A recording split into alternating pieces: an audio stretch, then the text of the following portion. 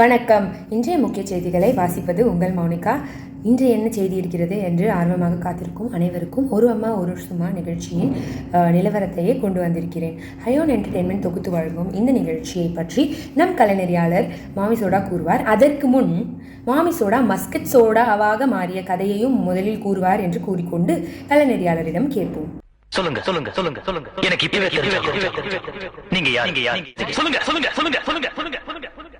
நீங்க யார்? நீங்க யார்? நீங்க யார்? நீங்க யார்? பில்டப் எல்லாம் ரொம்ப பலமாகவே உள்ளது. களத்தின் நிலவரத்தை கலைநெறியாளர் கூறினால் மகிழ்ச்சியாக இருக்கும். வணக்கம் மௌனிகா. சென்னையில் மாணிக் பாஷாவாக சுற்றிக் கொண்டிருந்த மாமி சோடா தற்பொழுது மஸ்கட் சோடாவாக மாறிய பின் மாணிக்கமாக சுற்றிக் கொண்டிருக்கிறேன். மேலும் போதும் போதும், பெருசாக போய்கொண்டிருக்கிறது மாமி சோடா. கொஞ்சம் நகைச்சுவை நிகழ்ச்சியை குறித்து பேசுகிறீர்களா? அப்படி தெளிவாக கேளுங்கள். சுற்று 1 முடிந்து விட்டதால் சுற்று 2 நோக்கி சென்று கொண்டிருக்கிறோம். பார்க்காத களங்கள் பல பார்க்க திட்டங்கள் தீட்டிக் கொண்டிருக்கிறோம். பார்த்த களங்கள் சென்னை மற்றும் பெங்களூரு, பார்க்காத களங்கள் மும்பை மற்றும் புதுச்சேரி. இப்படிக்கு களத்திலிருந்து உங்கள் மாமி சோடா.